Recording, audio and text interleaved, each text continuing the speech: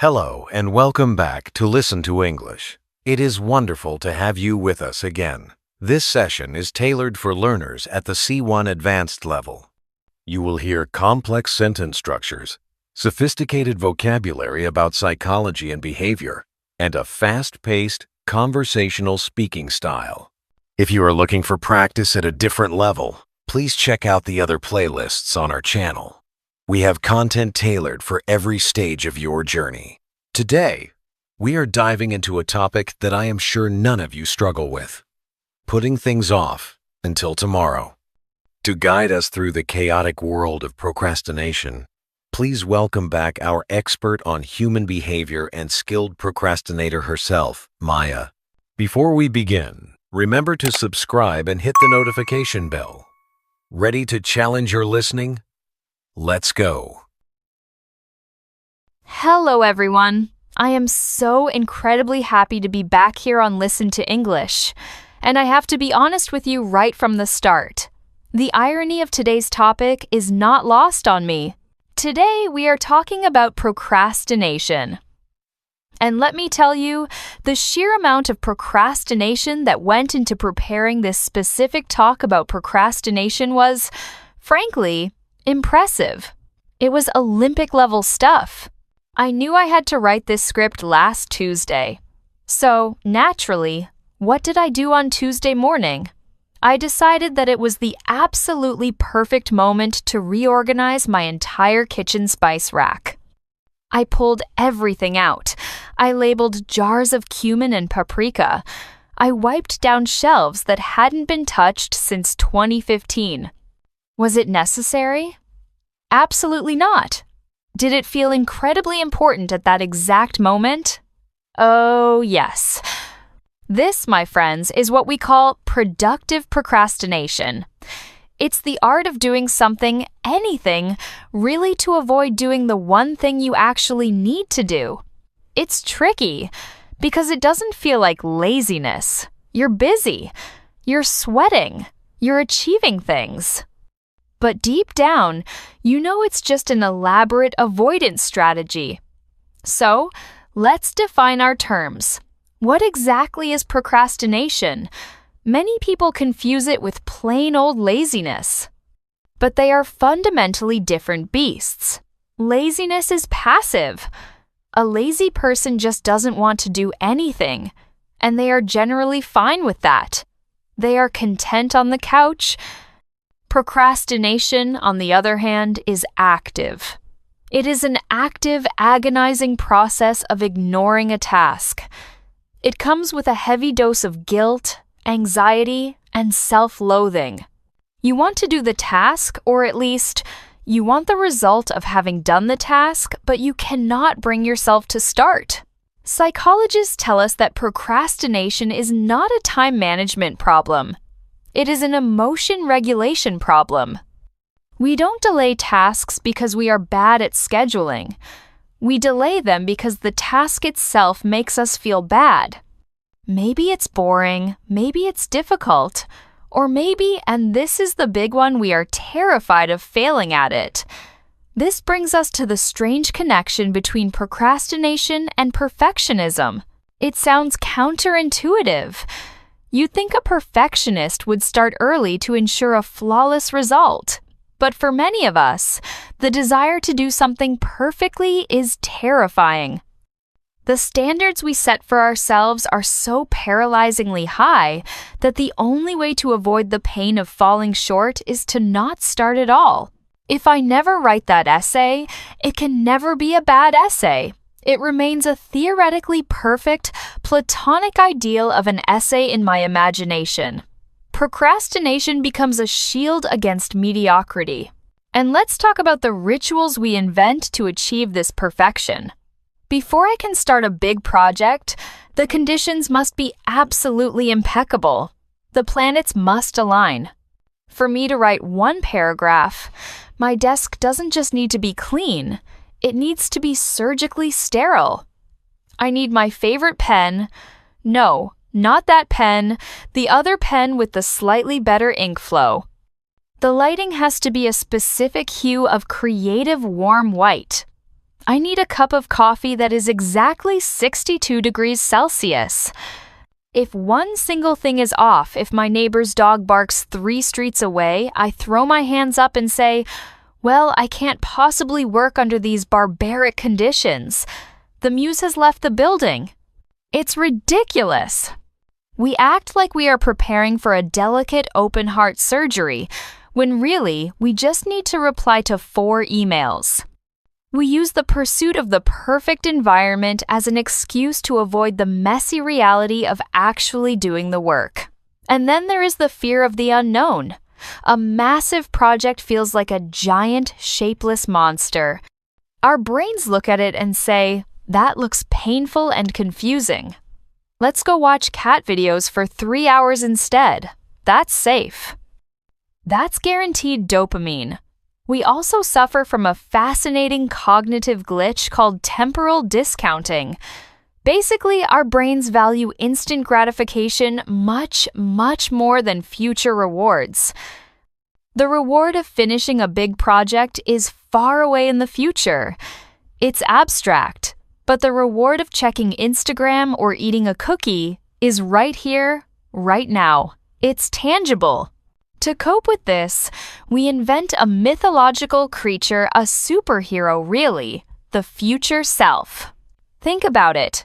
How often do you say, I don't feel like doing this today. I'm tired. I deserve a break. But tomorrow, Maya? Oh, she is going to be incredible. Let's talk about tomorrow, Maya. In my head, she is an entirely different species of human. She doesn't need sleep. She doesn't crave sugar. Tomorrow, Maya will wake up instantly at 5:30 a.m. without hitting snooze. She will meditate for 20 minutes. Then she'll go for a 10-kilometer run while listening to an educational podcast about quantum physics in Mandarin, which she suddenly understands.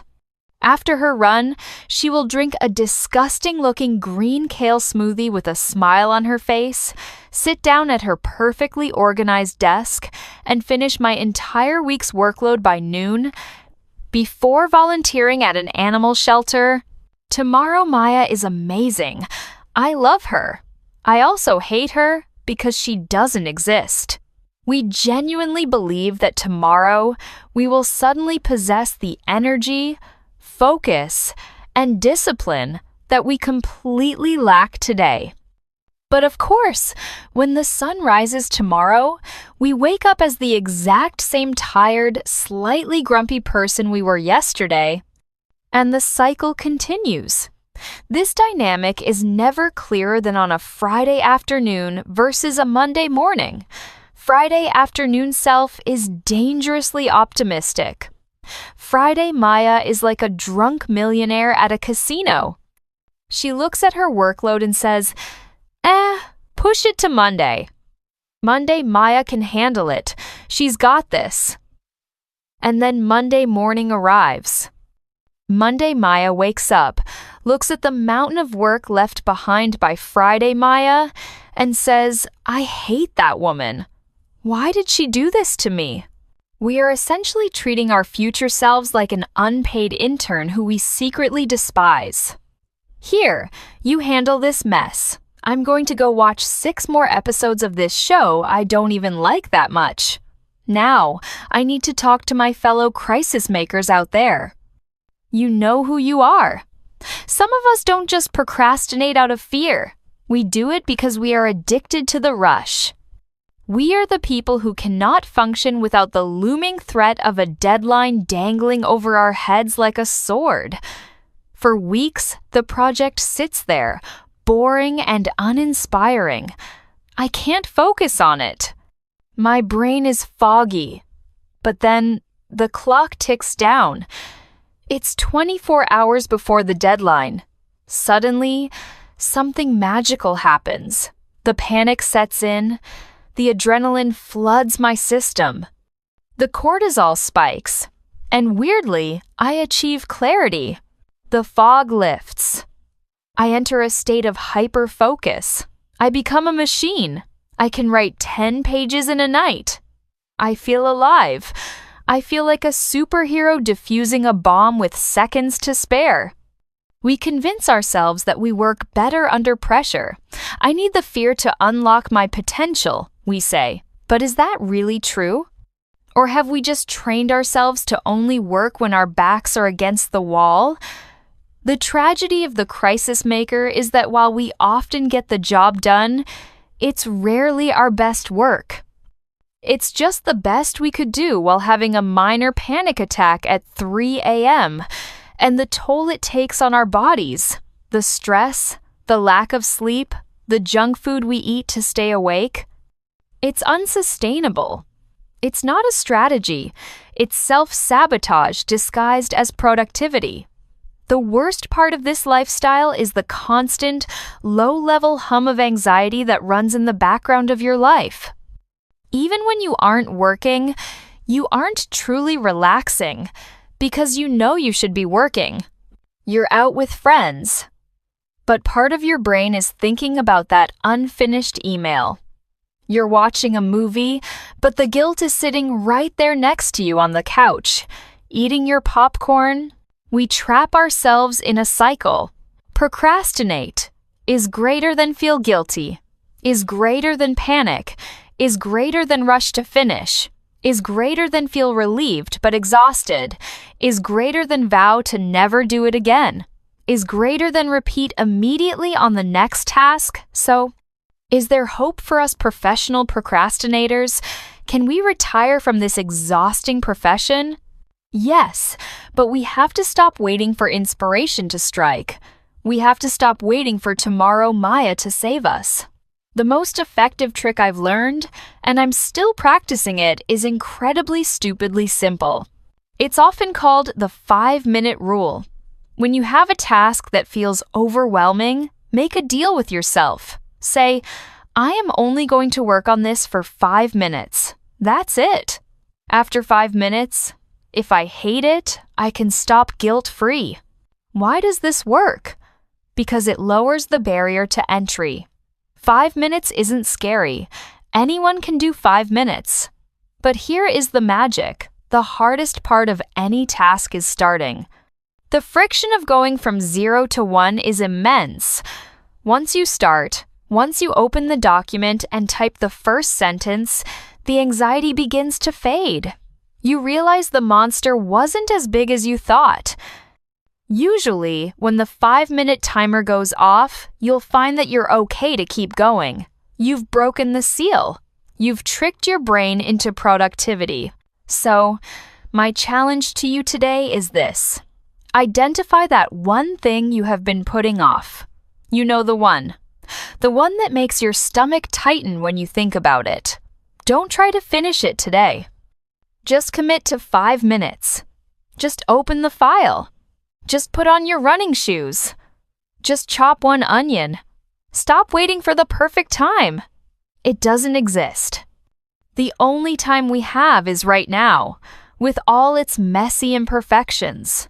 Thank you for listening to me procrastinate on whatever else I was supposed to be doing today. Now, if you'll excuse me, I really need to go. I think my sock drawer needs reorganizing. See you next time. Excellent work today.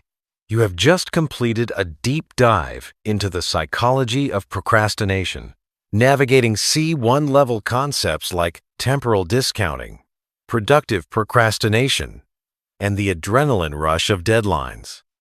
Maya was honest about her struggles with the tomorrow self fallacy. What about you? What is the most ridiculous thing you have ever done to avoid starting important work? Did you clean the whole house? Did you fall into a Wikipedia rabbit hole? Tell us your best procrastination stories in the comments below. Admitting it is the first step to recovery. If this video helped you understand your own habits a little better, please give it a thumbs up, share it with a friend who is probably procrastinating right now, and subscribe to Listen to English. See you in the next video.